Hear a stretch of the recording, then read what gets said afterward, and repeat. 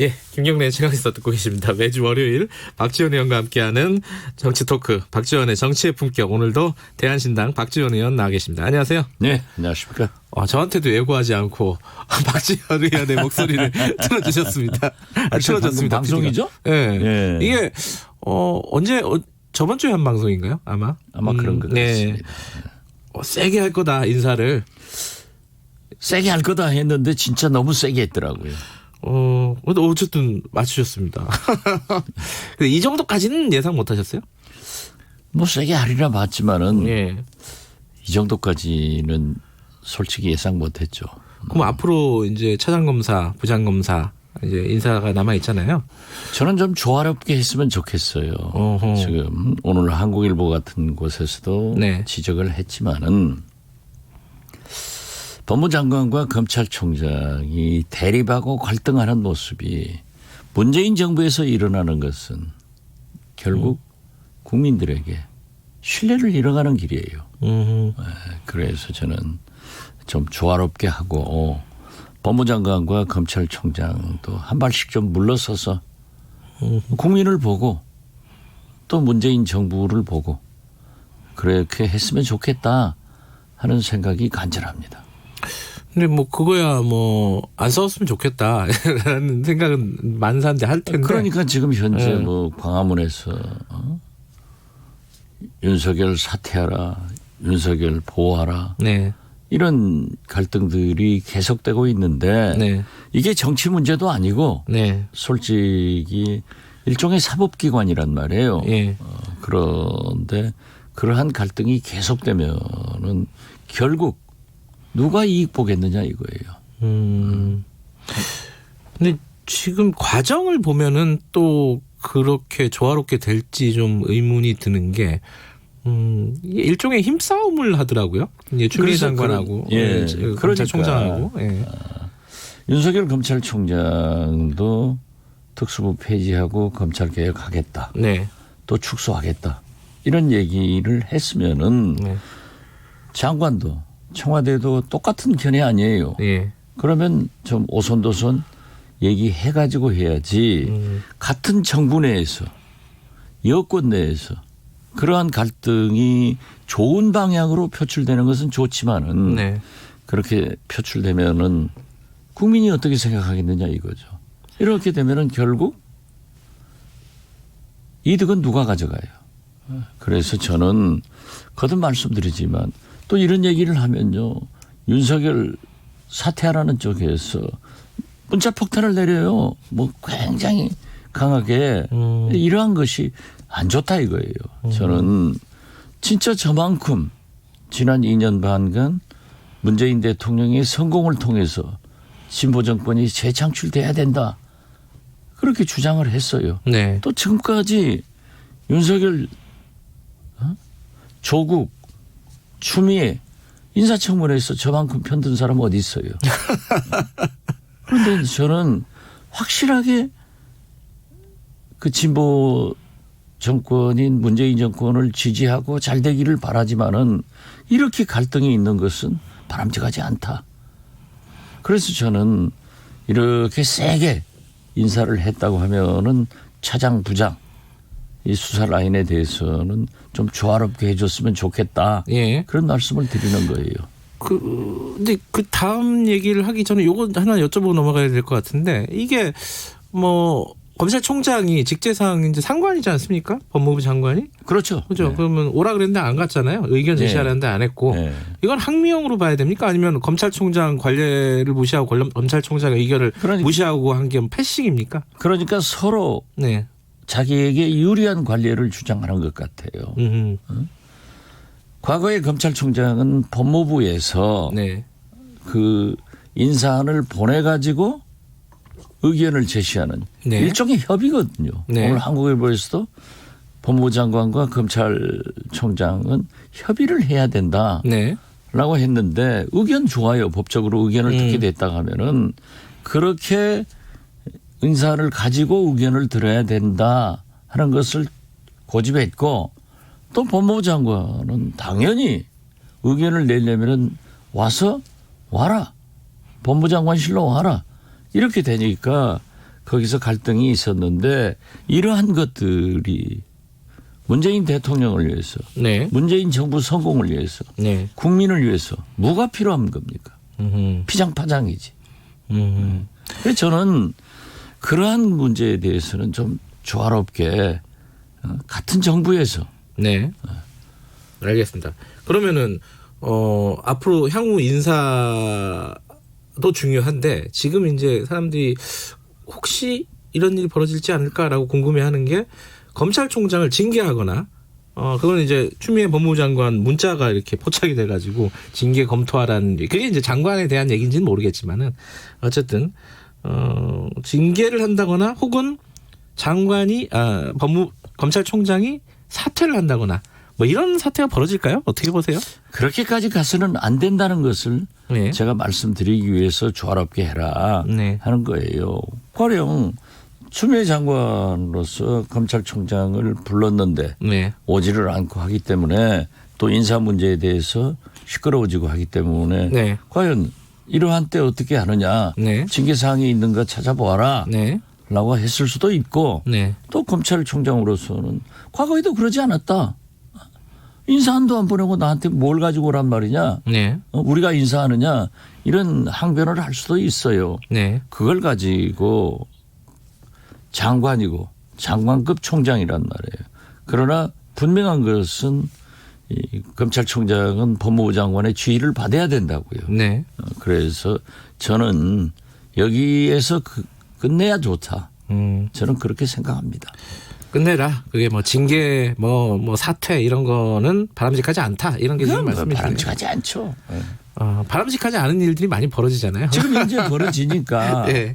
장관과 총장 사이에 네. 더욱이 문재인 정부 아니에요. 문재인 대통령이 두 분 다 임명하신 분들이면 만나서 협의해서 풀고 나가자. 네. 알겠습니다. 그럼 좀 관련된 얘기인데 지금 청와대 압수수색 들어갔어요. 바로 그 인사 직후에 다음 날이었죠. 이게 지금 압수수색에 청와대가 협조를 안 하고 있습니다. 위법이라고. 이거 어떻게 봐야 됩니까? 저는 꼭 검찰이 네. 그러한 일을 하더라고요. 과거에도 쭉 보면은 그래서 제가 법사위에 왜 하필 오늘 하냐. 꼭 무슨 중요한 이슈가 있으면 그날 내 압수수색 해버리고 예를 들면은 조국 법무부 장관 인사청문회도 다 끝나갈 때쯤 해서 정경심 교수를 기소했죠. 감쪽같이 기소해버리잖아요. 네. 왜 이렇게 정무적 판단을 못하느냐. 청와대 문제도 저는 사법부에서도 압수수색 영장 같은 건 좀 더 신중해야 된다고 생각합니다. 그렇게 포괄적으로 돼 있으면은 검찰의 사법부가 요구를 해서 이건 지나치게 포괄적이라 안 된다. 이렇게 얘기를 해 줘야지. 압수수색 영장 해놓으니까 그 청와대 거기는 그러한 해당 지역이 아니잖아요. 네. 이걸 뭐 다 내라. 그리고 또 뭐 박근혜 때도 7박스 가져갔다. 네. 이런 것은 아니죠. 검찰도. 그렇기 때문에 검찰도 좀 구체적으로 압수수색 영장을 청구해야 되고 사법부도 그렇게 검찰이 압수수색 영장 청구하면은 조자룡의 헌칼서도 다 내줄 게 아니라 좀 구체성을 가지고 있는 걸 개인에게도 그래요. 몽땅 다 털어라. 이건 아니잖아요. 검찰의 약간 오래된 습성이다. 이렇게 그렇죠. 보시는 거예요? 그건 검찰이 그런 타성이 있어요. 그렇기 때문에 지금 현재 국민들로부터 지지를 못 받고 있잖아요. 그래서 그런 것을 고쳐나가겠다. 지금 어떤 의미에서 보면은요. 네. 검찰청 앞에서 기념사진 찍는 것 같은 것은 1년에 몇 건 안 나요. 거기에 해당되는 사람이 1, 2천 명도 안 돼요. 네. 그러한 것은 고치겠다고 하면서 사실 그렇지 않습니까? 포괄적으로 그냥 뭐 몽땅 다 털어라. 이건 아니죠. 그러니까 청와대로서도 이건 아니다. 좀 구체적인 것을 내야지. 어떻게 우리 청와대 그 방에 있는 것. 이걸 몽땅 다 내놓으라 아니라 네. 이건 개인한테도 적용해서는 안 되는데 특히 청와대 아니에요. 알겠습니다. 뭐 검찰 얘기는 요거 하나만 좀 짚고 넘어갈까요? 이 주광덕 의원이 지검장 서울지검장 발령난 이성윤 지금 지검장이 동료 검사들한테 문자를 보냈는데. 네, 그 문자 전문이 읽어보니까. 그게 조롱이라 이렇게 지금 주광덕 의원 주장하고 있잖아요. 그건 나 조롱이라고 안 느껴지던데요. 제 국어 실력이 나빠서 그런지 어쩐지 모르지만은 전체적인 문맥이 예. 꼭 그것을 조롱이라고 잡아내야 되는가 하는 것은 조금. 이런 구절이 있어요. 평화와 휴식이 있는 복된 시간이 되길 바란다. 좌천된 사람한테 이런 거 보냈다는 거죠. 쉬는 인사라고 하는 것은 예. 공무원 인사는 잘 될 때도 있고 못 될 때도 있어요. 네. 그렇기 때문에 지금 이렇게 실제로 좀 인사에 불만이 있더라도 그렇게 평화롭게 생각하고 네.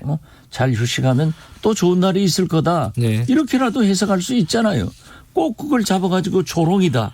저는 그렇게 전체적 문맥을 보도가 됐더라고요. 읽어보니까 이걸 가지고 얘기하나.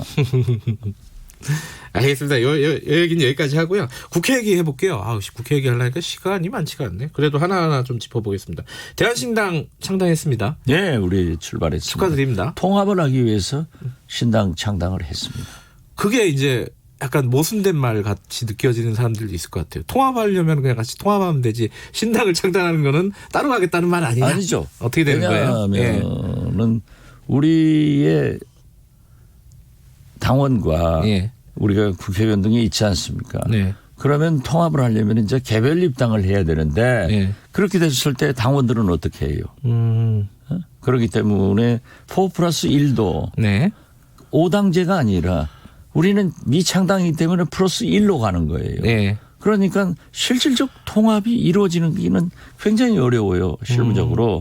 그렇기 때문에 우리가 창당해가지고 통합을 하면은 그렇기 때문에 모든 우리 어제 창당대 겸 어떤 통합 결의 촉진대회 같았어요.